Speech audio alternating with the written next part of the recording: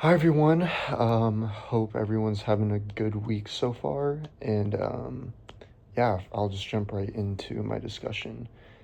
Um, so one of the questions, what do you think of the concept that things can sometimes be more beautiful having after having been broken?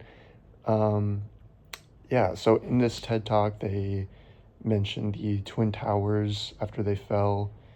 And the I think they mentioned the Colosseum and like how there's this beauty of like when after something's been ruined, it becomes something new. Specifically with the Twin Towers, they were saying that nature was repairing it and healing the world after such a tragic event.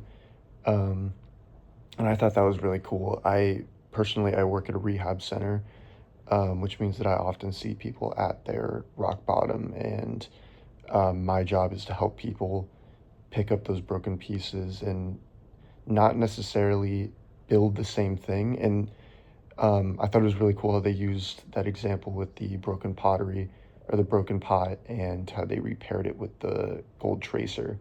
Because, yeah, in my experience, my job is to not help them pick up the pieces and build the same thing, but pick up the pieces and build something better and something new, something that has a different value to it.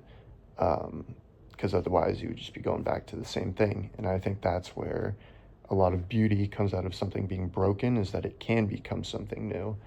Um, so yeah, I think the idea of it getting a new value is very beautiful.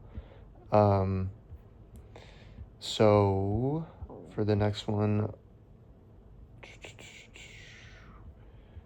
okay. So for the sense of urgency in writing, um, honestly, I wasn't really sure what was meant by a sense of urgency in writing. It took me a while to actually figure something out.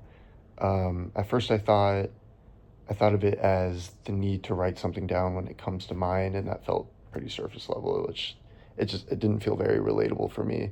Um, I then thought of it as like a flow state.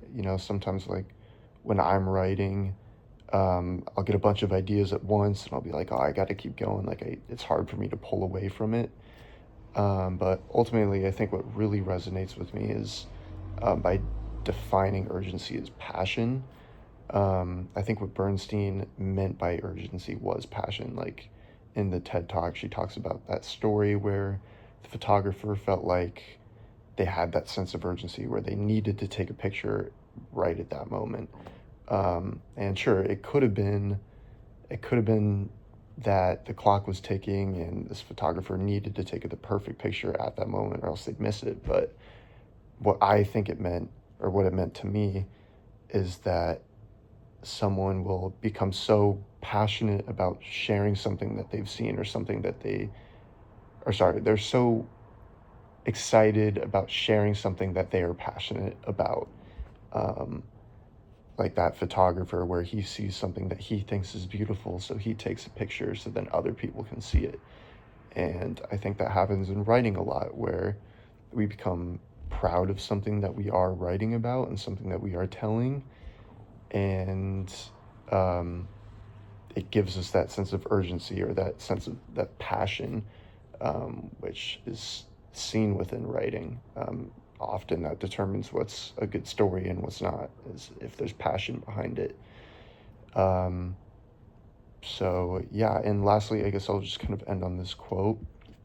Something that really stood out to me in this TED Talk was the quote, pushing up against the limits of what they can and can't do. Sorry, let me restart on that. Pushing up against the limits of what they can and can't do helps them focus on finding their own voice. I thought that was really cool, especially with all this talk about um, something being beautiful when it's broken, or reconcile and ugliness and beauty. I think it's awesome when people hit the grindstone and they make themselves sharper and better. Um, I think it's really cool when we have to surpass those limits or things that are holding us back. How do we detach it, or how do we take what's holding us back and help us push forward, or make it help us push make it help us or make it push us forward. Whoa.